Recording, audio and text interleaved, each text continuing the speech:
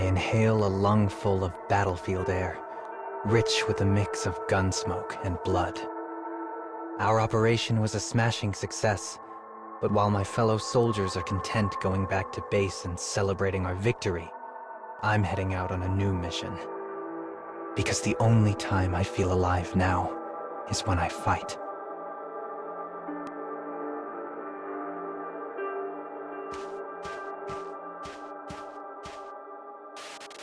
Revenge drove me.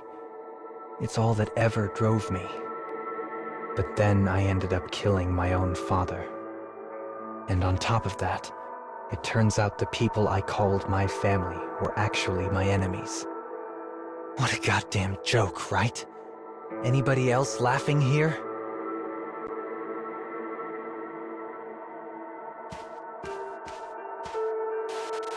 When I return to reality, I see piles of corpses everywhere. It's all my doing, this carnage. But instead of rage or sorrow, I just feel a strange sense of calm. Honestly, killing is the only thing that brings me peace anymore.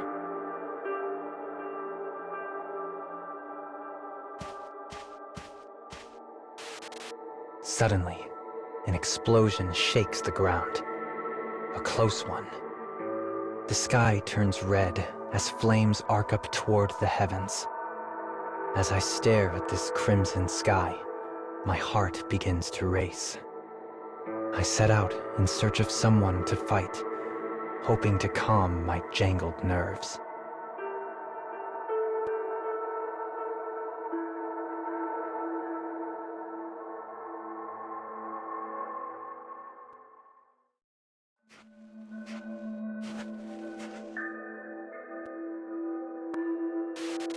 The war has turned in our favor.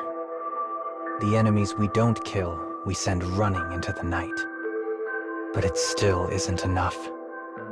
I find myself picking my way across a viscera-strewn battlefield, just in case we missed a straggler.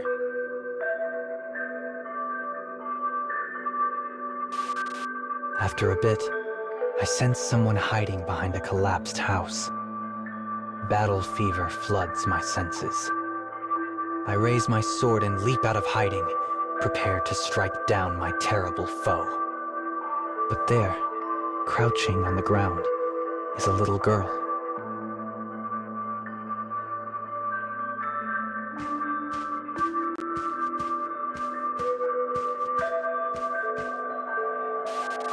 God damn it, I think.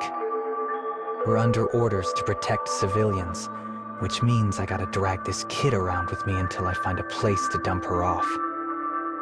What a pain in the ass. I extend a bloody hand and grab the girl by the arm.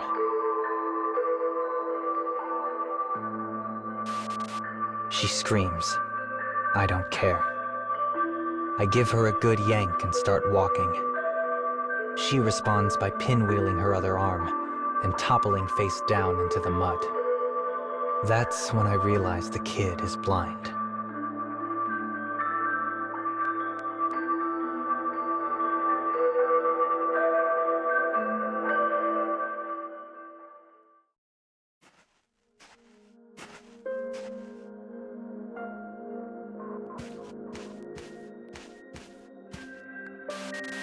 The girl, still sitting on the ground, grabs my hand and says, "Oh no, mister.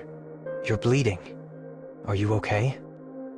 The question hits me wrong, and I smack her hand away. After that, we wait in a long, uncomfortable silence.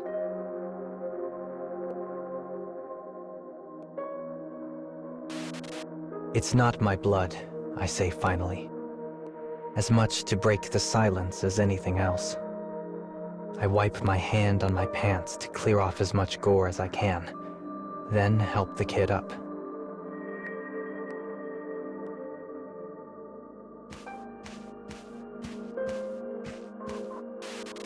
Her hands are so damn soft.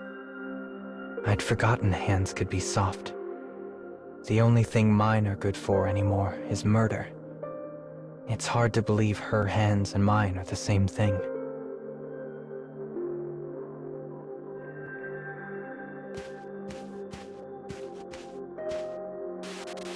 With no other choice, I throw her across my back and start working my way back to base. I can feel the kid's warmth against me. And there, in the strange silence you always get on a battlefield after a fight, the only thing I can hear is the beating of my own heart.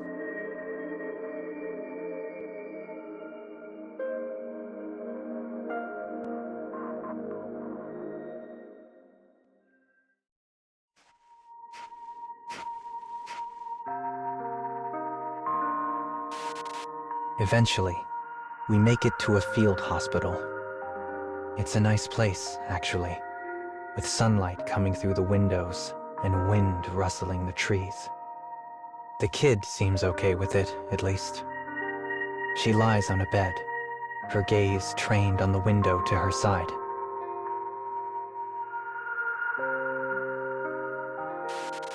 "Hey, kid," I ask her. "What were you doing on the ground back there?" She pauses for a second, then speaks.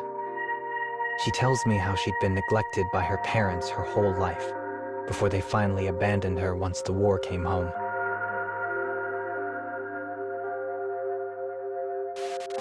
When her story is done, she turns her head in my direction and asks, "What color is the sky right now, mister?" I take a look out the window. "Blue," I say. "A nice, deep blue." She closes her eyes, I have no idea why, and begins to try and imagine what blue might look like.